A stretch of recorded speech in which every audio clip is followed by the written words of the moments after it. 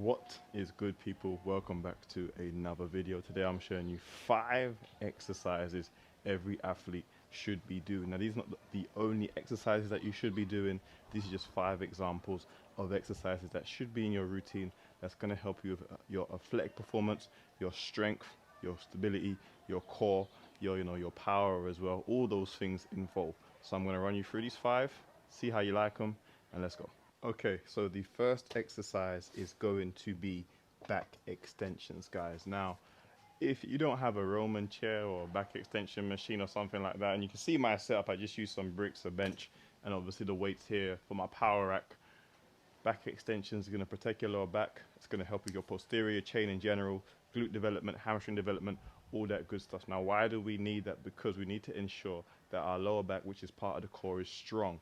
It's involved in a lot of rotational movements, obviously picking up stuff, putting stuff down, all those different things. So nearly for every single sport, the lower back plays a very important role. And ensuring that it is strong, healthy, and has a good range of motion, we do back extensions. Now, I did a lot in college, and it's probably why I didn't suffer nearly any back pain in college. However, once I started moving away from college and doing my own thing, back pain started to come in, and because I wasn't performing these guys. So it's a very simple exercise to perform. All we're gonna do is extend at the spine. So we start off down here, and then we're coming up. Just like that, guys. Now, for the majority of people, body weight is going to be more than sufficient. You probably won't even be able to get 10 reps, 10 good clean reps if you've just done this for the first time. However, as we progressively overload over time, we can start holding weight plates, maybe a backpack, maybe a barbell over your back, anything like that to make the movement more intense, to make your back stronger, to make your spine strong, and overall it's going to help with your athletic performance. So back extensions, make sure that you are performing them.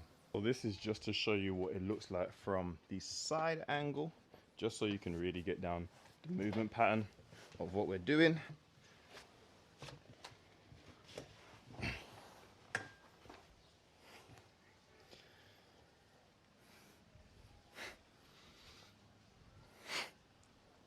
Under control, strong, get the results. Simple as that. The next exercise we're covering is the split squat. Now, a lot of us are used to barbell squats, bodyweight squats, things like that, where we're working off of 2 legs, but the split squat is a unilateral exercise. So that means we're working 1 leg at a time. Now, the great thing about split squats is all you need is a bench. You don't need really any other equipment unless you're going to put you some weight or a backpack. But for those who are just starting off, all you need is a bench, something to place your feet on, not too high. And we're just going to squat down, and we're just going to work on that unilateral power, stability, and strength. So after we get a good few reps in, we can switch sides, make sure that you're set up correctly before you get started. And we're just going to be strong in this movement, guys. We don't want too much wobbling. We don't want to find our balance while we're doing it. No, make sure you're ready, your core's in place, your feet are checked in, ankles nice and locked, and we just come down, and it's a powerful movement back up. Now this is going to clear up a lot of asymmetry or asymmetry. If you are finding that one side is stronger than the other, or you're more powerful of one leg than the other leg, this is going to help to rectify that. Now obviously, as you get stronger and stronger over time, you can hold something like weight plates, dumbbells, anything, or put a barbell over your back and just perform the same movement. And again, this is really going to help athletes. Why? Because most time in sport, we're not really running, jumping, or bounding off 2 legs. It's usually a one-legged action. So if we're going this way, all the power is coming off of this leg, so we can exert this way. The same way if we go to the other way, if we're jumping, we might start off here, all those sort of things. So split squats, you definitely want those in your routine. So just to show you from a side angle again, foot out in front, find where you feel stable, come down, your knee is not crashing against the ground either, it's up. So you can touch your knee to the ground if you want, or you can just hover right before it gets to the ground, but we're not resting down here. We're making sure we're under control, and then we're powering back up. Very simple. So the next movement is going to be the Pallof Press. Now this is a core stability and rotational movement. However, it is very similar to an isometric. So what we're gonna do is we're gonna bring the cable out here. We're gonna hold this position here, and we're just gonna press out just like that. Now, the objective here is to not allow this weight to pull us back in this direction. So we're working against the rotation of the movement. So it's an anti-rotational movement. However, we're still working the core because we have to keep this stable. Our legs are also bent slightly to help with stability, but we're pressing out just like that. You see, we don't want that little bit of movement there. We want to stay strong. Press out, come back. Press out, come back. An excellent movement for athletes, because you know when we play in sport, people are tugging at you, or you have to move in different directions, or maybe you just have to hold your position. The Pallof Press, again, all you need is a cable system. You can even do this with a resistance band as well, but the setup is not that difficult, and it's just working on keeping that stability in the core, guys. Just so you can see from an alternative angle, take a nice step out. Right here, we're nice and strong. Press out. Press out. We don't want this where we're trying to, nah. You want to be strong here. Core is engaged. Legs are set. Press. Press. Press.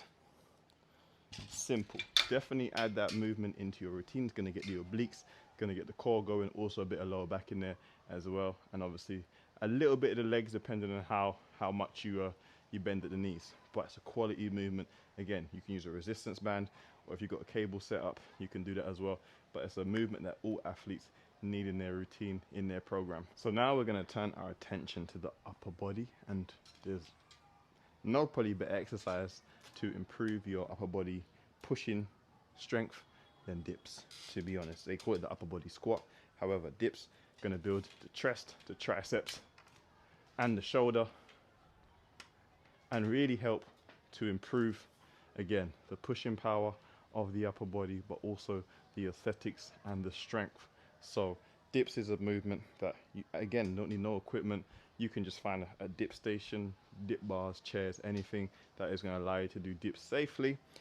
Little risk to ratio in regards to risk to reward. Whereas if you're doing other, barbell or dumbbell movements and you're not really trained very well, there is a risk of injury. However, with dips, if you start off with your body weight, there's a little to no chance you're going to get injured, especially if you get the movement pattern down right. So when we're doing our dips, we want to make sure that we're coming low enough to get a nice stretch on the chest and push back up. If you can't get as low as that to start off with, it ain't no big deal. You just go as low as you can and you push back up. But that is one movement that athletes need to have in their program. You can do other weighted movements, that's fine, but dips, having a strong dips usually means that you're very strong and you have an aesthetic physique. And then for the other upper body movement, you guessed it, the classic pull-up, guys. Nothing is going to build your back quite like a good set of pull-ups. It's going to build your back, it's going to build your biceps. It's also going to help to thicken and make those forearms and your grip strength good as well. So with the back and with the dips and the pull-ups, the core is involved as well. You can make them into high rep movements, or you can start to add weight and lower the reps to really build up that strength and work on that progressive overload. However, they require little to no equipment. Again, the risk of getting injured while doing pull-ups is low in comparison to other exercises. So if you're an athlete who's trying to work out at home, have little to no equipment, dips and pull-ups are going to become your best friend, because all you need is a bar that you can suspend yourself from and put yourself up on, and then all you need is 2 parallel bars that you can dip down in between, and you can build a solid upper body with those 2 exercises, guys. So you don't need a whole heap of weights, you don't need all this other equipment, you can make it happen. So everything I'll show you today is that exercise that you can do at home. You might have to substitute, maybe you don't have a bench or bars or anything like that.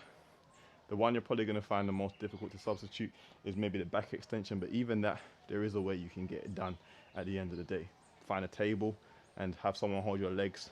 You can still perform the back extensions. So there's no excuses really. Every athlete should at least have a few of these exercises in their program, if not all, but it's up to you at the end of the day. Hope you enjoyed the video. Make sure you like, you comment, and subscribe.